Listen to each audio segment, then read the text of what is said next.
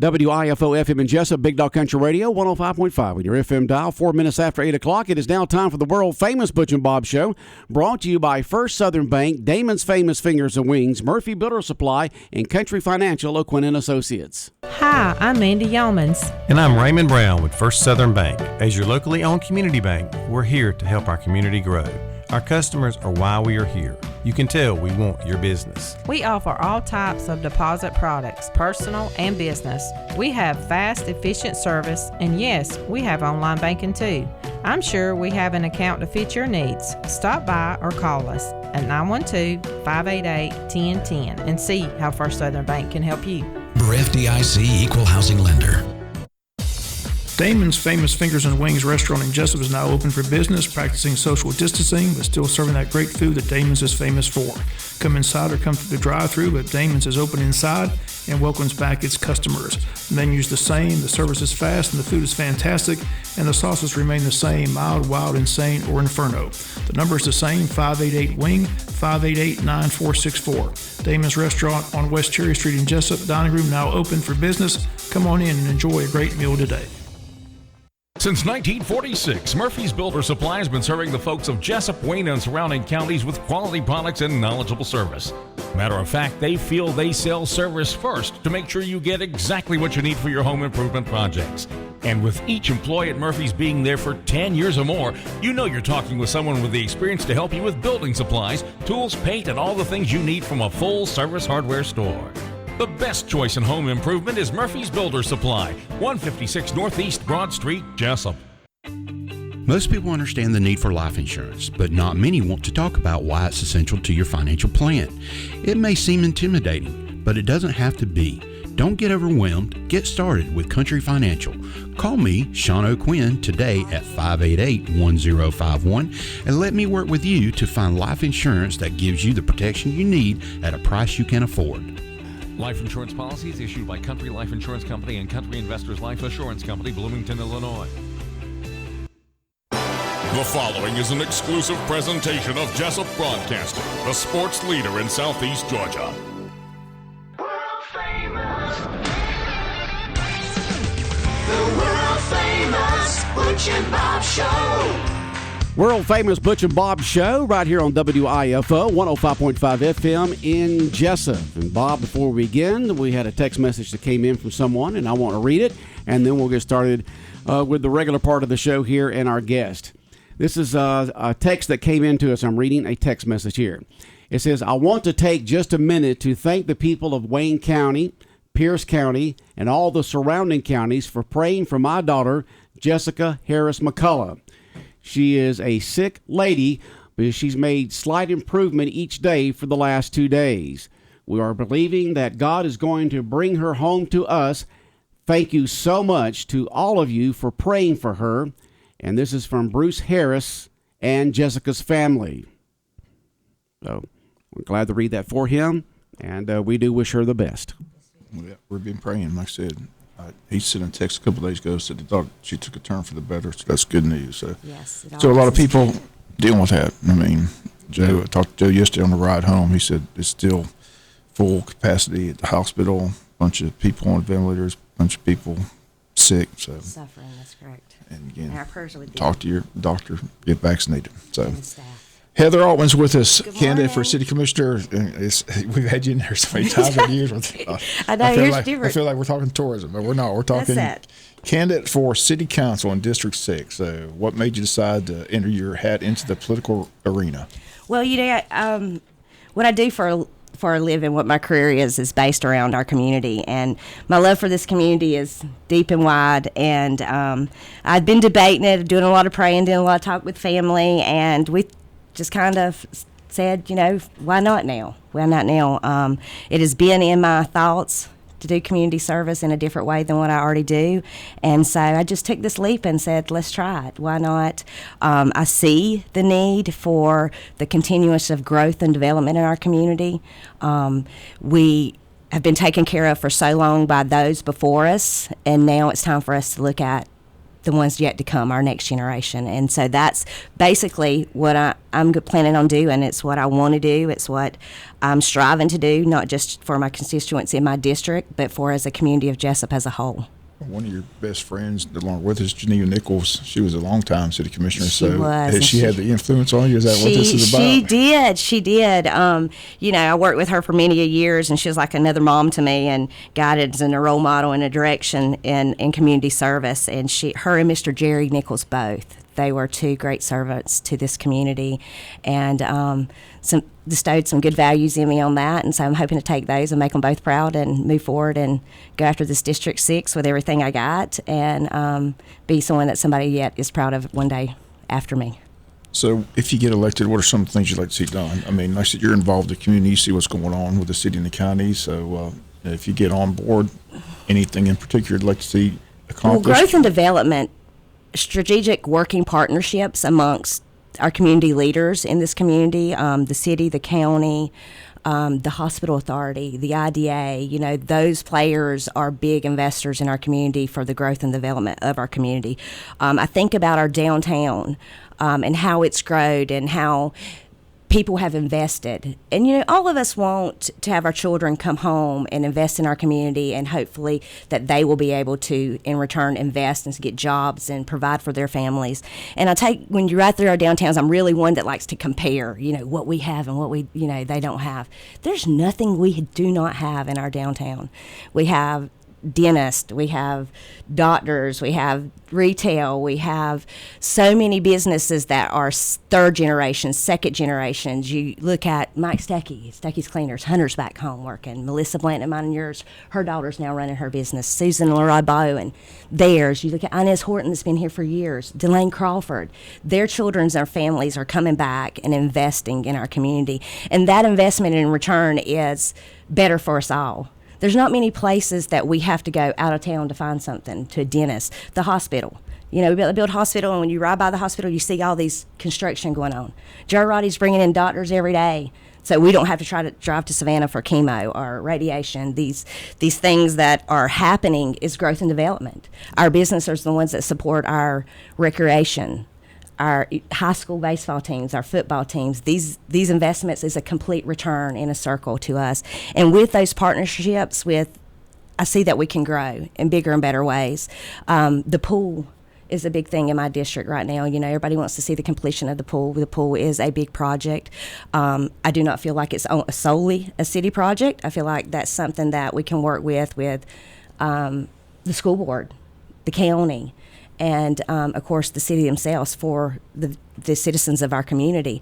But there has to be a plan, and we have to have those working relationships to make that happen and go forward. So, there's been a lot of work on that pool, but it's kind of just sitting there, and it's stagnant. The story is it's going to cost a lot more money than what they originally thought. Yeah, so I think if you get on there, do you want to see that completed there? I do. There, I'm hoping there. I'd really love to see it there because it's always been there.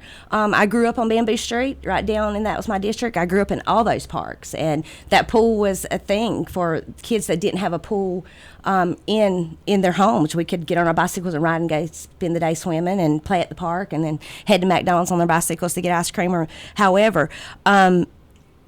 I really would. If it's not there, I do. If we get together with the swim team and the swim coaches and someone that knows about the pool. I think it started out at $1.3 million was from what my research has showed that the pool was going to cost. And Mickey Thomaston and the swim coach and their group, I've sat down and received their PowerPoint presentation that they presented, and I've gone through it. And you're looking at possibly 2.4 to build what would make them come. And I like to say, you build it, they'll come, because it's been proven with the county and the Wayne County Rec Department. When Carl Rose started, his big thrive was, we've got to get these parks done. We've got to have a top-of-the-line ballpark so that they'll come. And they have. I mean, every weekend, travel girls softball and baseballs is booking this park. It will be a return investment no matter how much it costs. If what they want to build is not feasible for the location, yeah, I'm in option of moving it somewhere else. But I would like to see that become some type of water, either a splash water park for, the little splash pads for kids, something. They haven't talked about the pool in a while because it's just sitting there. But at the beginning, it was like not only build the pool, but they're going to put a splash pad and everything else in there. So I really haven't heard. Like I said, it's kind of just stagnant right now because it's just they're no money. They're trying to figure out how much it's really going to cost. So, the plan that the swim team committee, the pool committee, the swimmers of the community has come up with is $2.4 million, and that is a 10-lane pool or 8-lane pool. Of course, the hot tubs, the rinse pads, the bleachers. So it would be a facility like no other. It would be a top of the line facility. Do I think that we probably could get back what we had cheaper? Possibly so. But it will be that decision. Do we want to do it right and do it all the way? Or do we want just to bring back what we can to accommodate our swim team, the children of the community, and the rec department swim team? So. Just joining us, Heather Altman, candidate for District 6 City Council, running against Bill Harvey, the incumbent. What entails District 6 for the city? How big is that district? We have I have 1,000 registered voters in my district, and it's honestly one of the largest districts in the city of Jessup. My district starts, if you're running down Cherry Street, you go hit Brunswick Street, and you'll go on up to Hickory Street. Hickory Street's go on up back to the back where I live, which is Powers Drive, so you got the Elm and Harper Street area, all the way back through Cracker Williams, keep on going back to down Palm, you get to Littlefield, Catherine Street, the new subdivision that's come in the back there, and then you'll proceed on down Palm, everything to the right of Deborah Circle. I have Willow Creek, I have Country Gardens, so it's pretty big. It's really big. I've been out. You've done door to door. I have not done door. I have meet and greet. I've done, meeting people, and I've had a lot of calls, and it's been very positive. I'm very excited about the number of people that's reached out to me personally. I've had someone call yesterday and says, "You need a barcode on your sign. We need to know how to get a hold of you. It took me a little while to find you, but I called the girls at City Hall and they directed me in the right direction." So I am doing that. I'm working, wide open on the weekend, starting this weekend too, back at it. Set back a little bit for a couple of weeks because of some things going on and some family things I needed to take care of.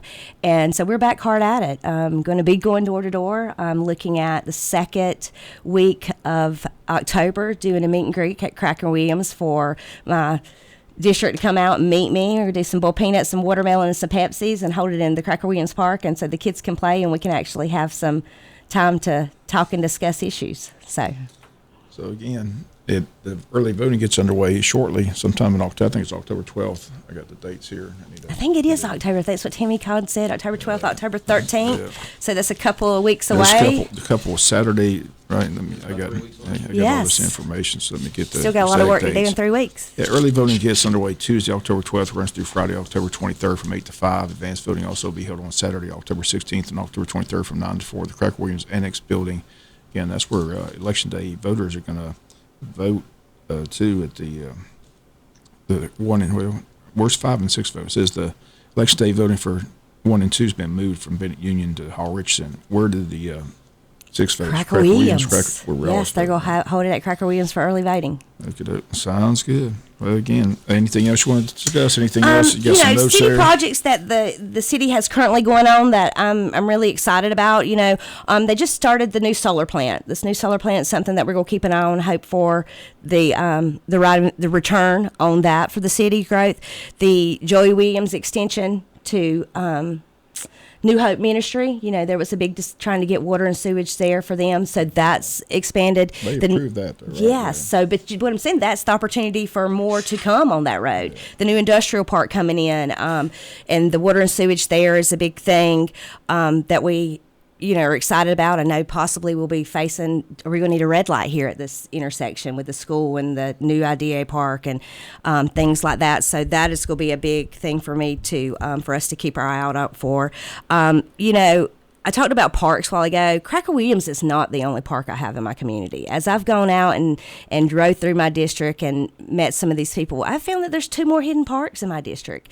And I'm like, really? So I'm 5 points. Yes, You got the one there at 5 Points? Yeah, that I call that Geneva's Park. I know that was one of her little things that she had started, and Mr. Harvey completed after she left. But Deborah Circle has a park, Rogers Street has a park, and those are what I consider little neighborhood parks.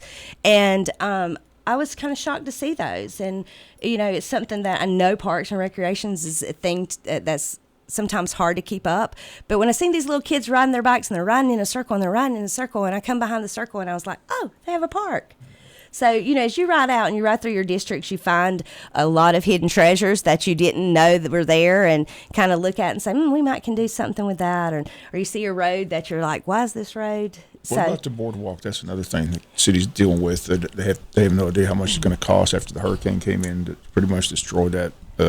They're debating on whether to destroy it, rebuild it. No, we can't. I'm not a destroyer. I'm not a destroyer. I look at things like that. I mean, that boardwalk received a lot of Greenway grants and That's awards for. So, I've got the historical preservation blood. Right. If you can fix it, let's keep it. Let's fix it and keep it.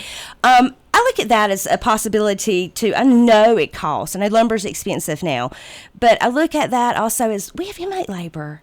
We have county employees that are carpenters and construction. I walked the one over there by the other one, the McMillan Creek. McMillan. And every time I go, for some reason, vandalism every time. Somebody knocks out a board. So all those boards have to be, it gets expensive. I don't understand why they just put up cameras and try to stop the vandalism, because every time it's just frustrating. You go there, you're like, I'll say this who too. gets pleasure out of going and knocking out boards? Right. I don't get it. It happens all the time. That we, as constituents and residents of the city, we bought into the city for fire, for police, and for the convenience of living in town. When our kids grow up, it don't take us so long to get ballparks and stuff like that. So, I thought about something today when I was thinking about that project, and I thought about when Doug Lewis was one of our police chiefs at one time, and how he had different, at night he'd have some in cars and he'd have some on bicycles in neighborhoods. And, that is something that, maybe needs to be done at night. Maybe, an officer needs to get on a bike and ride through the parks that we have and places like that where a cop car cannot, have access to, just to keep an eye on the safety and the things that are going on there. So I see a lot of ways of making things work and not destroying nothing, rebuilding and making better. So that I would not. No.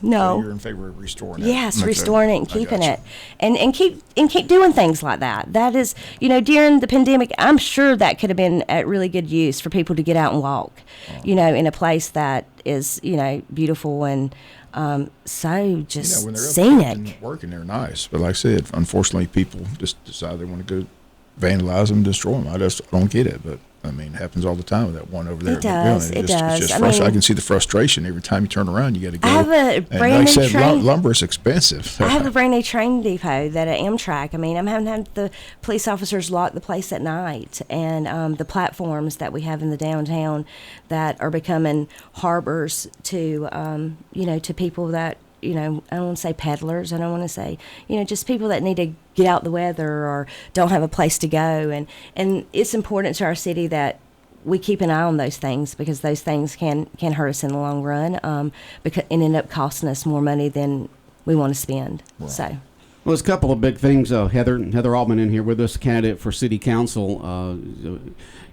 You've got the situation coming up with the city manager that the council will be looking at and trying to make a decision on. We've asked the same question to other folks who've been running for city council. Would you rather for that decision to be delayed after the new council comes in, or should this current council go ahead and do what they've set up and go ahead and choose a city manager in the next 2 to 3 weeks? Well, I've heard that it's not up to us, that the city manager will be hired by November, 1st of November. Right. Would I? As long as that council takes into consideration, what we have now and how we've been left, I think we've been left in pretty good shape, financial shape.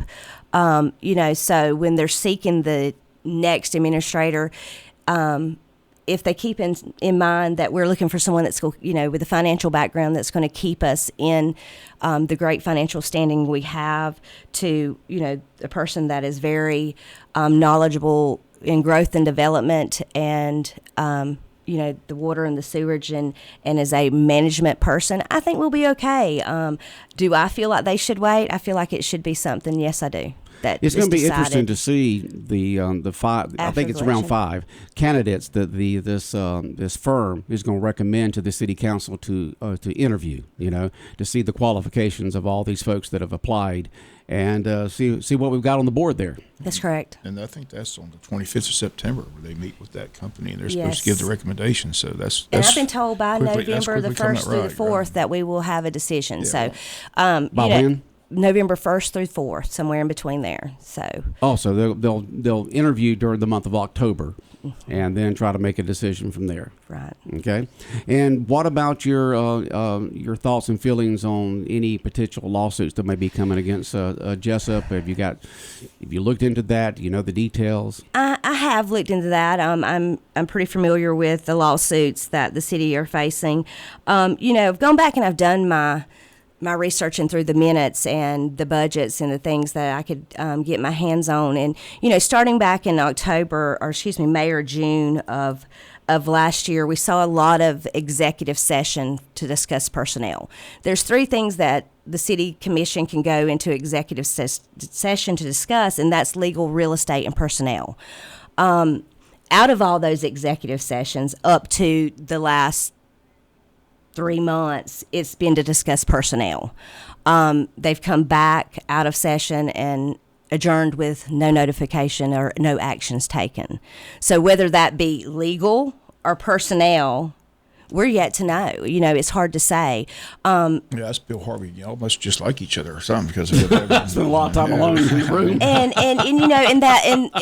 It's and honestly, if you go frustrating back, for a news reporter. I said, me and John need to sit there and go, how long are they going to be there? At least 2 hours. And and John of course, says, you staying? I said, I got to stay. I got to find out. He said, I got to go. I got to get to print. So it's left unknown unless they come out and give you some direction. Right. And there's been no direction. Well, there's no discussion at all. It's all been hush hush. Right. So you just don't know what they're talking about. You really don't. You really don't. Now, lawsuits are always bad for a city, any city, lawsuit. But I think the city, we pay that insurance for those reasons. And, I hate to say, but, this day and time, anybody can sue for any reason. Do we want it to happen to us? No, we don't.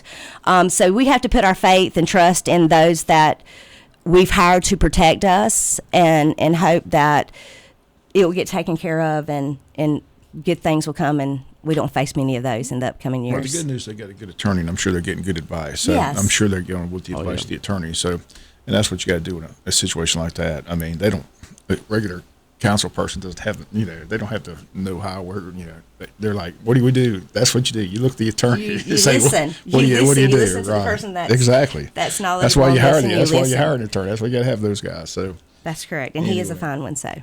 Well, this is a important time for the city of Jessup. You've got we'll have a new mayor coming in, a new city manager is going to be chosen, and our mayor pro tem is decided not to run for re-election. So the top 3 positions there, 3 of the top positions, are going to be new.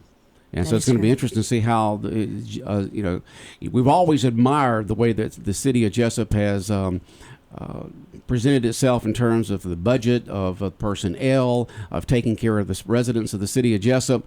And so it's going to be interesting to see how this works out over the next year. It is. And I think, with the right ones there, we can make it work as long as we continue to strive for the same things. And nobody's ever going to agree on things. You're going to have agree to disagree, but the bottom line is doing what's best for our city and moving forward. Yeah. Missing my mayor every day.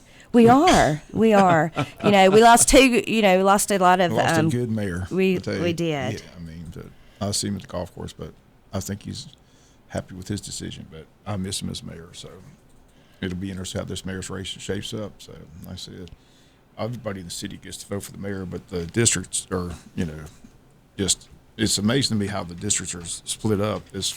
I was amazed how few people are registered in some of these districts. I mean, I mean, you got to get really got to, as a candidate, you really got to work and make sure you get your people to the polls, because if you don't, you're going to get beat. And that's the thing is the. I mean, I could count the votes. I mean, you got less than you could. I'd be on the phone. Look, I'd be counting. I got to have this. You got to have this. We got to have that one. If I get That this is many that votes, is I correct. guarantee myself. And when you get that list and you look at it and you go through it and you start making those connections and reaching out, you sometimes like to count on them. Yeah, you really like to count on them. Then you think, oh, what about that? That's during recreation season. What if they have a ball game and they forget to go vote, or what if they slips away? And well, at least they got so many weeks in advance now to be able to vote. There's no excuse not to vote anymore. It used to be, well, I couldn't make it on that Tuesday. Well, now you got 3 weeks in advance. You've got Saturdays. You got election day.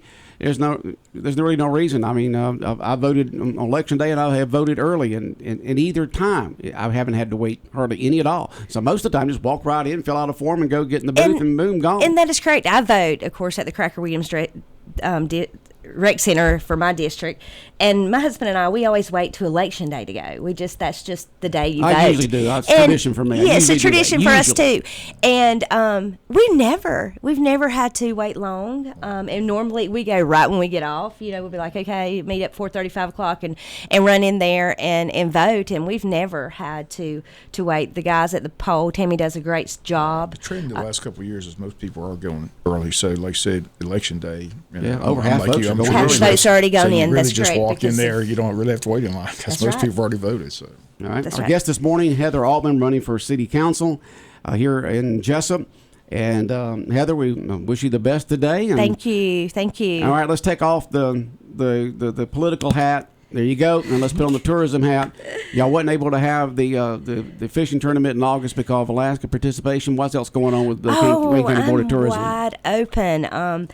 Well, tourism, if we were to go tourism and take that political hat off, tourism has got the October fairs coming up, October 12th through the 16th. So the fair's coming up soon. The fair's coming up in October.